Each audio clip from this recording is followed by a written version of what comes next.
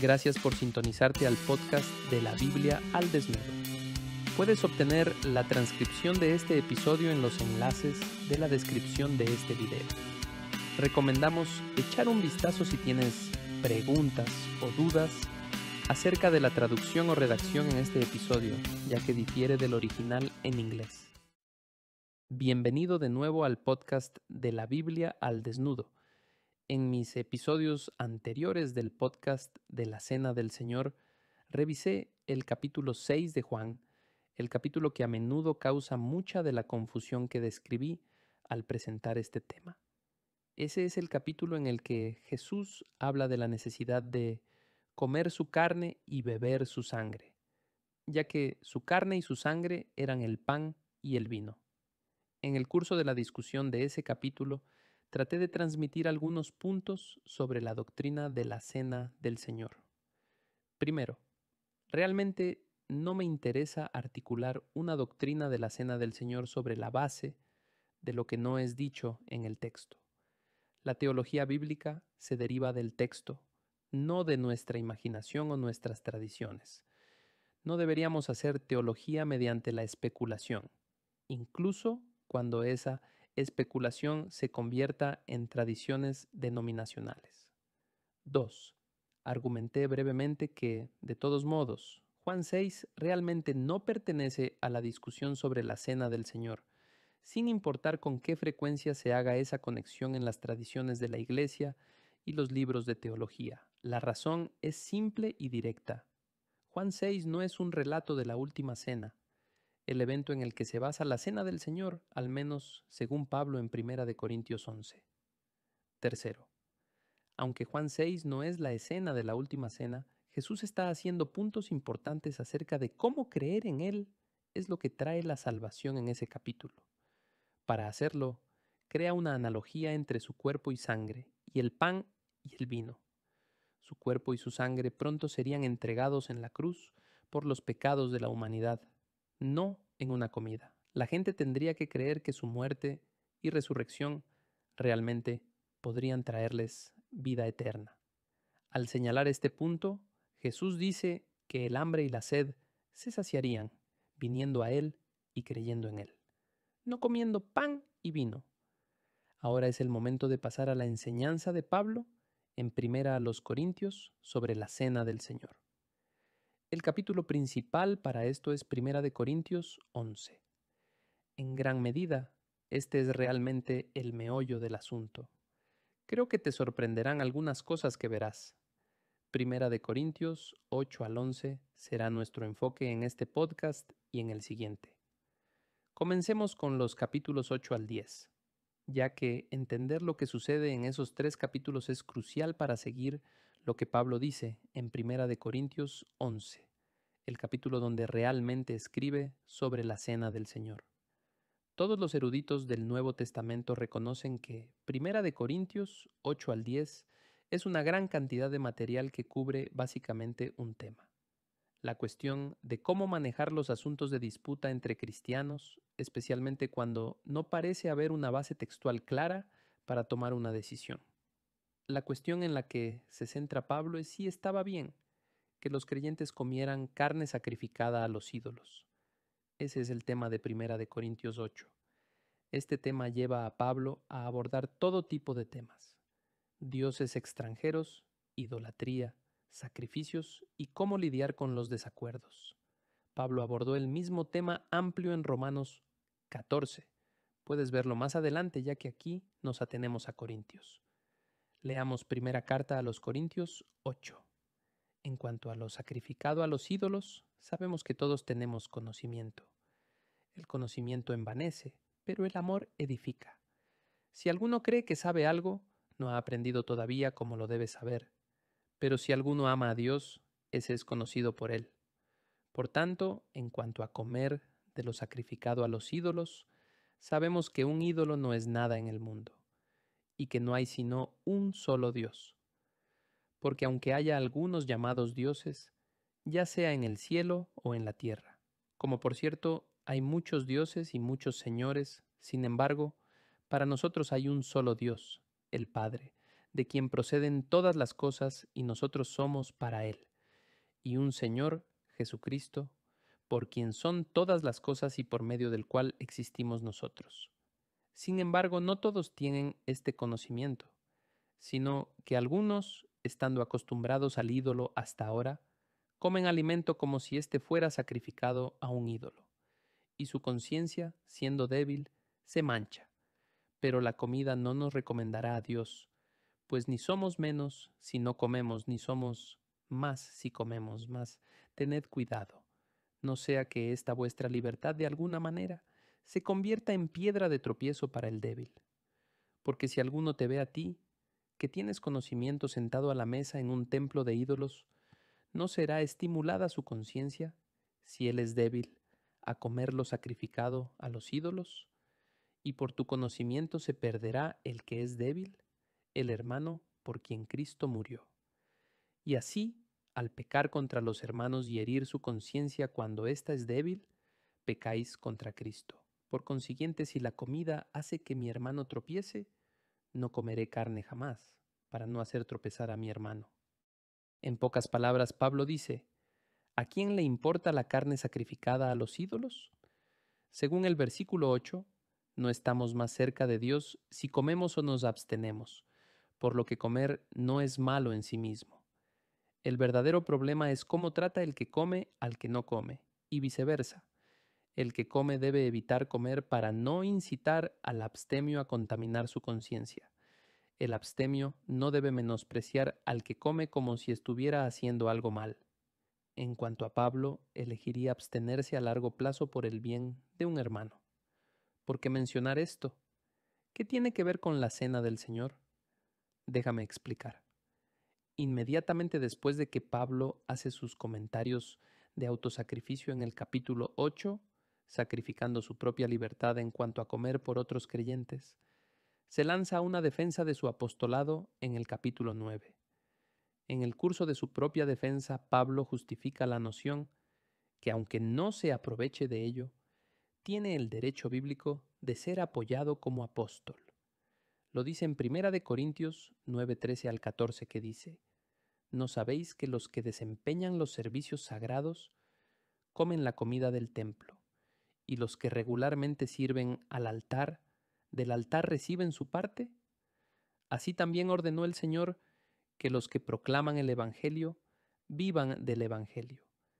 En el Antiguo Testamento, parte de la forma en que se pagaba a un sacerdote israelita por su servicio era recibir una porción de ciertos sacrificios.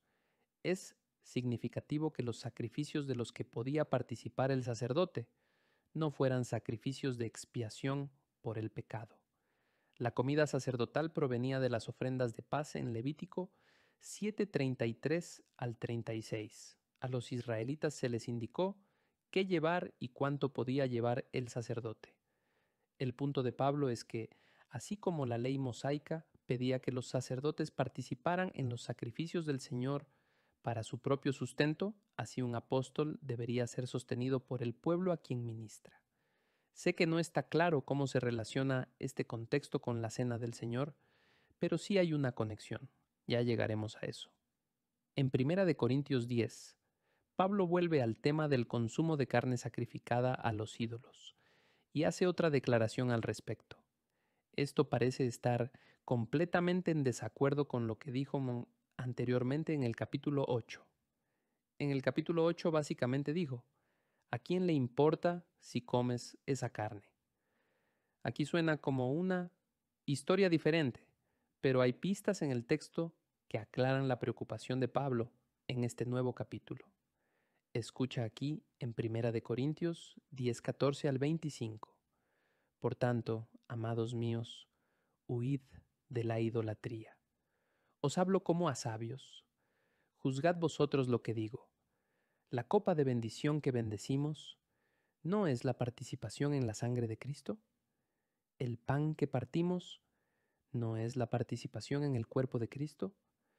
Puesto que el pan es uno, nosotros, que somos muchos, somos un cuerpo, pues todos participamos de aquel mismo pan.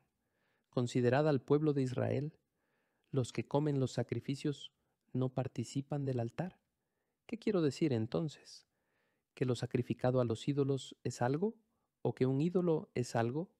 No, sino que digo que lo que los gentiles sacrifican, lo sacrifican a los demonios y no a Dios. No quiero que seáis partícipes con los demonios. No podéis beber la copa del Señor y la copa de los demonios. No podéis participar de la mesa del Señor y de la mesa de los demonios. ¿O provocaremos a celos al Señor? ¿Somos, acaso, más fuertes que Él? Todo es lícito, pero no todo es de provecho. Todo es lícito, pero no todo edifica. Nadie busque su propio bien, sino el de su prójimo. Comed de todo lo que se vende en la carnicería sin preguntar nada por motivos de conciencia, porque del Señor es la tierra y todo lo que en ella hay. Quiero volver al versículo 14 y señalar algunas cosas. Pablo dice: Por tanto, amados míos, huid de la idolatría. Os hablo como a sabios. Juzgad vosotros lo que digo. La copa de bendición que bendecimos, ¿no es la participación en la sangre de Cristo? El pan que partimos, ¿no es la participación en el cuerpo de Cristo? La palabra participación allí es la palabra griega koinonia, que a menudo se traduce como compañerismo, una especie de solidaridad. Él continúa: ¿el pan que partimos no es participación en el cuerpo de Cristo? Nuevamente la palabra es koinonia. Ahora dice en el versículo 18: Considerad al pueblo de Israel, los que comen los sacrificios no participan del altar. Una vez más, la palabra es koinonos, relacionado con koinonía, la misma familia de palabras allí. Pablo dice esto una vez más. Él dice en el versículo 20: No, sino que digo que lo que los gentiles sacrifican, lo sacrifican a los demonios y no a Dios.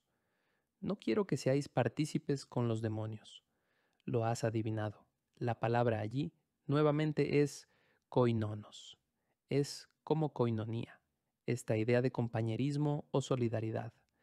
Entonces, la gran preocupación de Pablo es que lo que está sucediendo haga algún tipo de compañerismo o solidaridad con entidades demoníacas. Pablo es muy consciente de que sus palabras aquí pueden parecer inconsistentes con lo que dijo en el capítulo 8, cuando claramente no le importaba comer carne. Él específicamente anticipa esa pregunta en el versículo 19 cuando dice: ¿qué quiero decir entonces? ¿Que lo sacrificado a los ídolos es algo? ¿O que un ídolo es algo? Él sabe que la gente se preguntará eso. Entonces, ¿cómo es consistente? ¿Cómo responde a su propia pregunta? Y para nuestros propósitos, ¿cuál es el punto aplicable a la Cena del Señor, a la que Pablo recurre en el próximo capítulo, Primera de Corintios 11? Justo después de este tema de comer carne sacrificada a ídolos y tener comunión con demonios, lo que le preocupa a Pablo en Primera de Corintios 10 es la comunión o participación, ya sea con Dios o con entidades demoníacas. La palabra griega traducida participación, nuevamente en todos estos casos es koinonía o koinonos, traducido en otro lugar como compañerismo. Y aquí es donde se vuelve importante la ilustración de Pablo sobre los sacerdotes del Antiguo Testamento que compartían las ofrendas en Primera a los Corintios 9.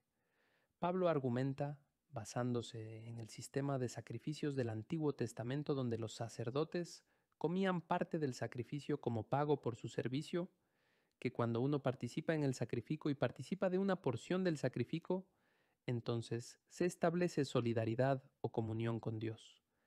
Tales sacrificios eran esencialmente comidas comunitarias entre los sacerdotes y Dios. Pablo dice que lo mismo ocurre cuando los paganos sacrifican sus sacrificios. Hay solidaridad establecida. En consecuencia, quería que los creyentes en Jesús, y recordemos que en el Nuevo Testamento a los creyentes se les llama sacerdotes, es el sacerdocio del creyente, evitaran cualquier conexión con el ritual real del sacrificio. Por eso añade que los creyentes podían comer la carne que luego se vendía en el mercado. Esto creó una desconexión entre el ritual y la carne. Por lo tanto, no habría comunión con los demonios ni se crearía confusión sobre si los comedores estaban o no en comunión con los demonios, a quienes los paganos ofrecían sacrificios. Todo este es el contexto de Primera de Corintios 11, la discusión de Pablo sobre la Cena del Señor. Como veremos, Pablo presenta la Cena del Señor como una comida comunitaria, y así es como se describe en Primera de Corintios 11.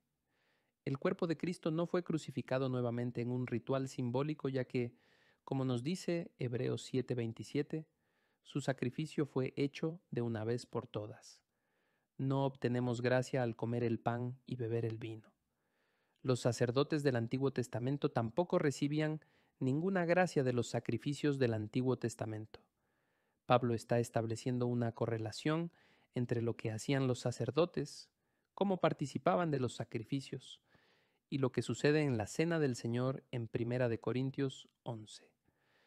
No hay absolutamente ninguna justificación bíblica para la idea de que alguien sea santificado en el sentido de gracia salvadora o algo que te ayude a ser salvo, participando de la Cena del Señor.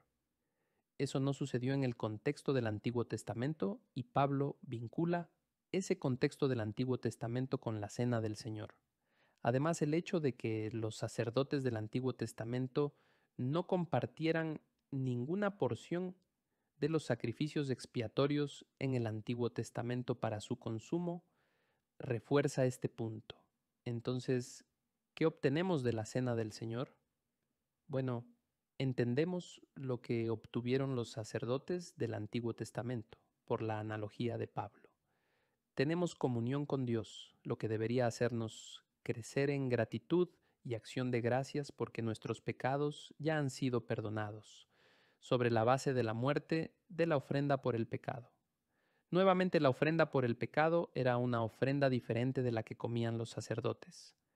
En lo que participaban los sacerdotes era distinto de la ofrenda por el pecado. Este fue un evento distinto del pan y el vino que ahora se consumen en la cena del Señor. De nuevo, Pablo, en virtud de la analogía, está distinguiendo el evento que salva, la muerte y resurrección de Jesús, de la cena del Señor.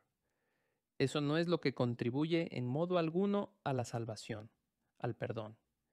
Este escenario, la cena del Señor, es una comida comunitaria para celebrar lo que Jesús ya hizo por nosotros en la cruz, es la clave para abrazar una teología bíblica de la cena del Señor. Describiré esa teología en detalle en el próximo episodio del podcast de la Biblia al desnudo.